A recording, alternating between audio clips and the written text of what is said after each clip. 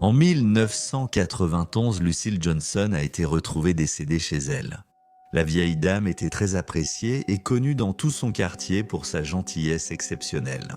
Pourtant, sa mort avait été d'une violence horrible, et il était inconcevable que quelqu'un puisse avoir un motif pour lui ôter la vie. Pendant des décennies, son affaire a laissé les enquêteurs perplexes. Mais ensuite, l'indice le plus improbable est apparu sous la forme de quelques briques Lego, et cela a tout changé. Ici, c'est détective des affaires non résolues.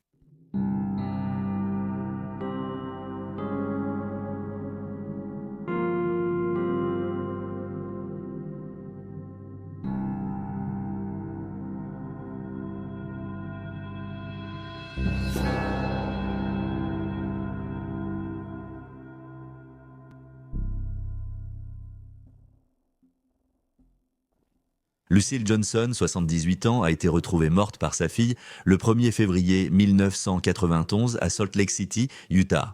Veuve, Lucille vivait seule, mais elle était entourée d'une bonne communauté et était connue localement pour sa générosité et sa nature optimiste. Ses voisins l'ont vue pour la dernière fois à divers moments de la journée. Elle avait rendu visite à l'un à l'hôpital, apporté de la nourriture à un autre malade, et on l'a aussi vue balayer son porche. Le meurtre de Lucille avait été particulièrement violent.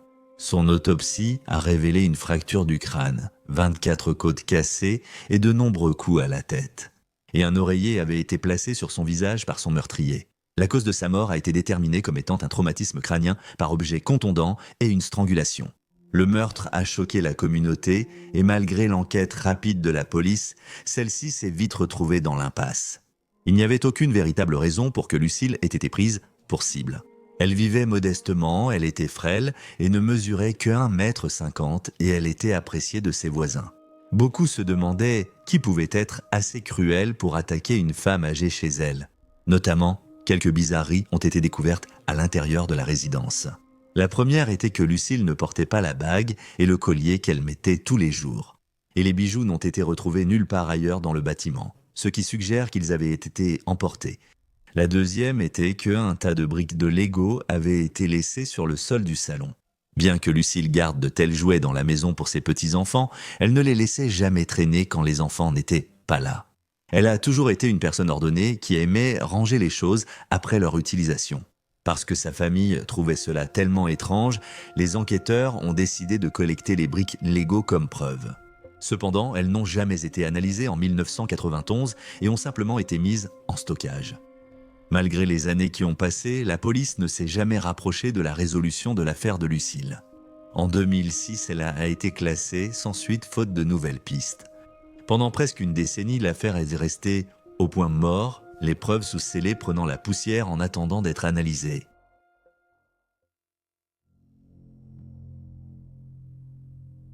En août 2013, la situation s'est améliorée lorsque le sergent Michael Ikeme Yashiro a rouvert l'affaire avec son équipe.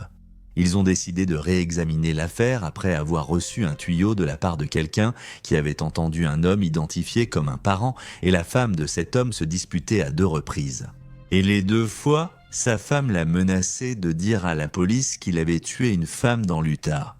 Après avoir réexaminé les dossiers et cherché de nouveaux indices, les détectives ont découvert de nombreuses preuves utiles mises de côté. Dans les années 1990, ces preuves attendaient à des analyses modernes.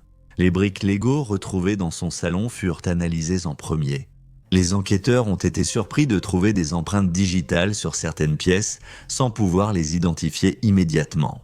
Ce n'est qu'après l'envoi des prélèvements sous les ongles de Lucille pour analyse acide désoxyribonucléique qu'ils ont fait la découverte. Une correspondance, celle de John Sansing, âgé de 47 ans.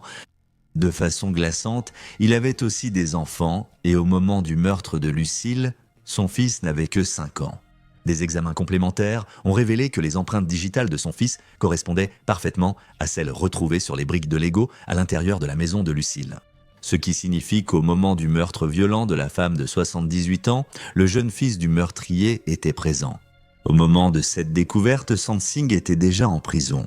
Ceux qui le connaissaient ont décrit son enfance troublée et difficile, et sa femme a confirmé qu'il lui avait dit avoir tué quelqu'un dans le Utah en 1991, En 2001, il avait été reconnu coupable du viol et du meurtre d'une femme de 41 ans nommée Elisabeth Calabre, qui avait eu lieu plusieurs années auparavant, en 1998. Le 24 février 1998, Sansing a contacté l'église Living Springs en Arizona pour demander la livraison d'un colis alimentaire pour sa famille.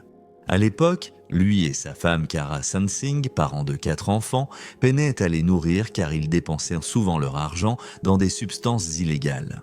Après avoir parlé à l'église, Sansing a appelé sa femme pour discuter de comment obtenir de la drogue à partager. Il lui a ensuite parlé du colis alimentaire. À 15h20, au retour de Kara, le couple a fumé du crack et discuté, devant leurs 4 enfants, de voler l'employé de l'église ayant livré les provisions. Elisabeth est arrivée chez le couple peu après 16h, pendant qu'elle livrait les 2 colis alimentaires. Elle a discuté gaiement avec l'épouse de Sansing, qui l'a invitée à entrer pendant que son mari signait le reçu. Avant qu'elle ne parte, Sansing l'a saisie par derrière et jetée au sol dans la salle à manger. Le couple lui a attaché les poignets pendant que les enfants regardaient, impuissants, rapportant plus tard qu'Elisabeth les suppliait d'appeler la police. Les enfants ont ensuite été envoyés dans le salon par leurs parents pour regarder la télévision. Elisabeth a reçu plusieurs coups à la tête avec une matraque qui s'est brisée sous la force, rendant la femme de 41 ans inconsciente. Le couple l'a laissée sur le sol pendant que Sansing est allé déplacer son camion pour essayer d'éviter de susciter des soupçons. Et à son retour, il a traîné Elisabeth dans la chambre et l'a soumise à un viol. Il l'a poignardée 3 fois à l'abdomen avec un couteau de cuisine, puis lui a mis une chaussette dans la bouche et fixé 2 sacs plastiques, des cordons et une cravate sur sa tête. Le médecin légiste révélera plus tard qu'Elisabeth a survécu plusieurs minutes après avoir été poignardée, bien qu'au moins un coup ait causé sa mort. Elisabeth a été dépouillée de ses bijoux que Sansing a utilisés pour obtenir plus de drogue. Et son corps a été laissé sous un tas de linge pendant plusieurs heures avant d'être finalement déplacé dans le jardin derrière la remise et recouvert de morceaux de vieux tapis et d'autres débris. Au moins 3 des enfants auraient vu son corps dans le jardin. Sansing a ensuite lavé le bâton qu'il avait utilisé au début de l'attaque et a caché ses vêtements ensanglantés dans une boîte dans la chambre. Il n'a pas fallu longtemps aux enquêteurs pour se rapprocher de Sansing lors de cette enquête, car Elisabeth a été signalée disparue seulement quelques heures après être partie livrer les boîtes de nourriture. Les chercheurs ont retrouvé son véhicule dans un parking non loin du domicile du couple, et à l'intérieur, un morceau de papier portant l'adresse de Sansing a été retrouvé. À leur arrivée, la police a trouvé le corps d'Elisabeth dans le jardin arrière, la famille étant absente. Sansing a été retrouvé peu après, dénoncé par son père. Notamment, c'était le crime le plus violent que Sansing ait jamais commis. Il avait surtout été condamné pour des délits mineurs, la plus grave étant une accusation de cambriolage au 2e degré. Pour ce crime, il a été condamné à une peine de probation ayant déjà purgé une courte peine de prison. Ses autres infractions comprenaient des violences conjugales, une agression aggravée et une autre condamnation pour cambriolage. En 2014, Sansing a été accusé du meurtre de Lucille. Les enquêteurs ont affirmé avec conviction que les 2 ne se connaissaient pas.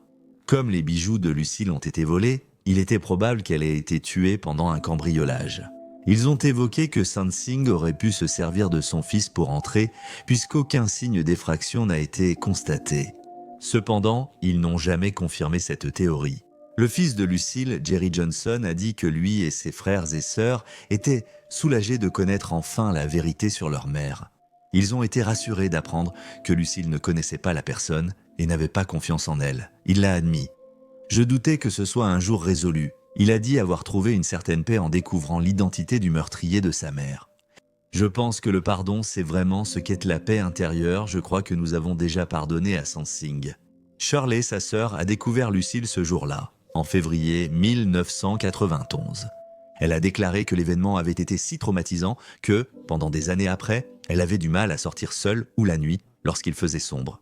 Même aussi récemment qu'en 2014, elle remarquait qu'elle devenait souvent anxieuse dans les parkings ou en sortant seule d'un magasin.